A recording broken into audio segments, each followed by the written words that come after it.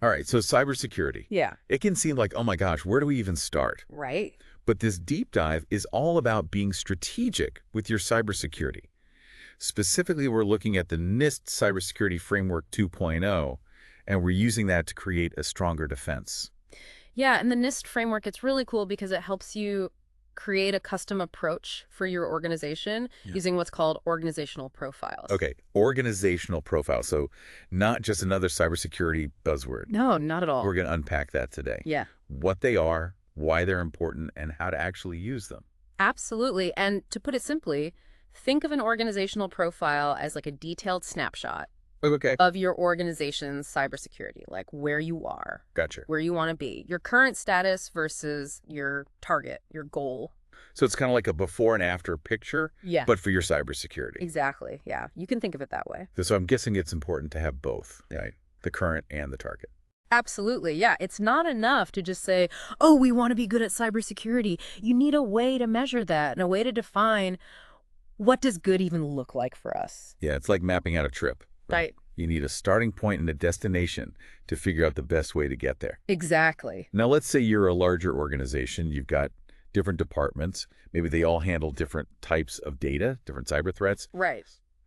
Would each department need their own separate profile? Yeah, that's where scoping comes in. Okay. And that's one of the really, I think, powerful things about these organizational profiles is that you can tailor them to a specific portion of your organization. Oh, okay. So you don't have to boil the ocean, right? Right. You can say, well, we want to look at this system, or we want to look at this type of data, or this user group, or even this department. So you're saying, for example, the HR department that handles a lot of very sensitive employee information may have a totally different cybersecurity focus For sure. than the research and development team. Exactly.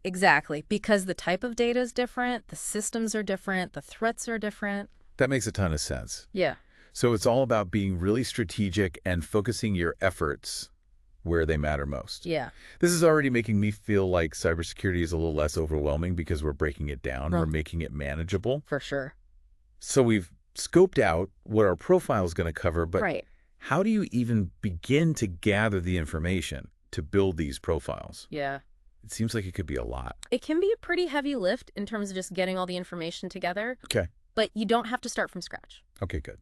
So NIST actually provides what are called community profiles. Community profiles. Okay, so are those like templates? They're templates. Okay. Yeah, so you would look at, if you're in healthcare, for example, Yep.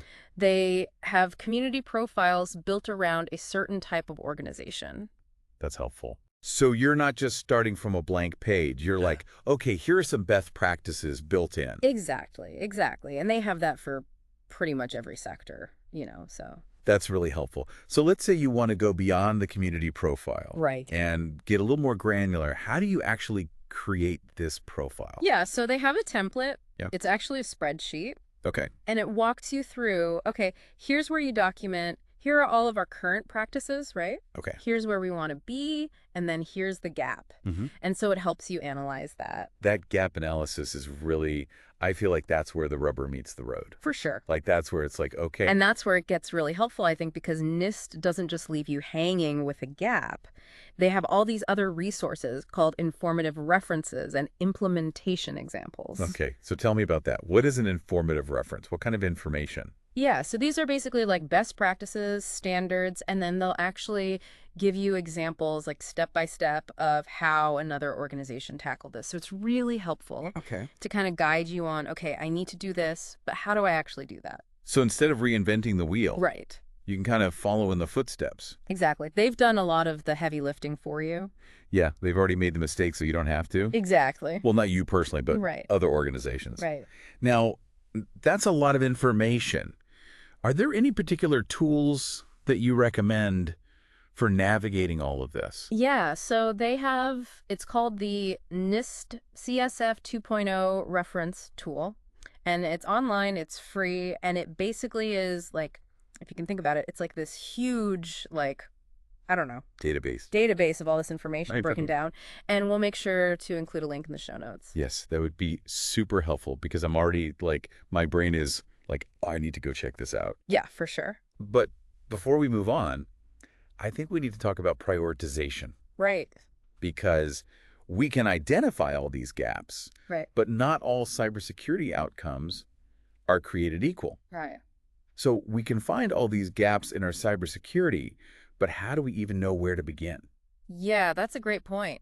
Prioritization is super important, and it's not just about how big is the gap, but it's also understanding your organization's risk tolerance, right? Oh, Some organizations, just like people, some people are very risk averse, and some people are like, yeah, I'll take a risk, for efficiency or speed or that's whatever. like driving styles, right? Exactly. Some people are like, gotta go fast, and some people are like, safety first. Exactly. Yeah. So So a company that has a higher risk tolerance might approach this whole thing differently. they might, if if they value innovation and speed, Yeah. they might be willing to take on a little bit more risk to Correct. achieve those business goals. Whereas a company that's more risk averse is going to want to have like a really strong security posture, even if it means slowing things down a little bit. So it's about finding that balance Yeah, it's about making a risk-based decision. between security and, I don't know, operational efficiency. Exactly, exactly. Okay. So we've prioritized our gaps, we've figured out our risk tolerance, we've built our action plan. What's next? Yeah, so this is where all those informative references and implementation examples really come in handy because they give you the how. They show you, okay, you need to do this, but here are some concrete ways to achieve this outcome. So if our action item is to strengthen, let's say, our configuration management, Right.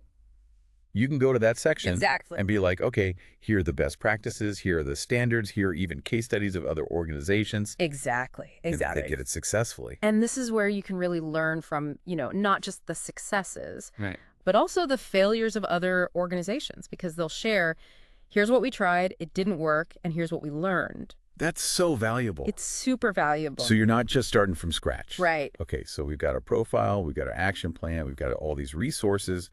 Are we good? That's the thing about cybersecurity. It's not a check the box and you're done, right? Right. It's an ongoing process. So it's not linear, it's a loop. It's a loop because the threats are always changing, your organization's changing, technology's changing. Right. You've got to constantly be reassessing, adjusting. And so those profiles, those aren't just like, okay, we filled that out, we're good. No, they should be living documents, right? Okay. So you're revisiting them, you're refining them as you go, as you learn new things. This has been so insightful because I feel like we went from cybersecurity being this kind of black box to like, okay, here's a framework.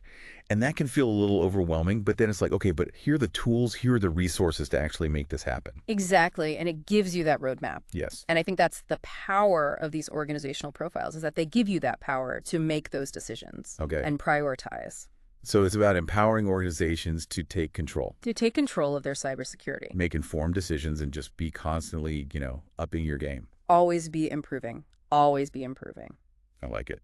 Well, on that note, as we increasingly rely on AI, as we rely on third-party systems, cloud services, how will that impact an organization's cybersecurity profile, and what new risks will they need to consider?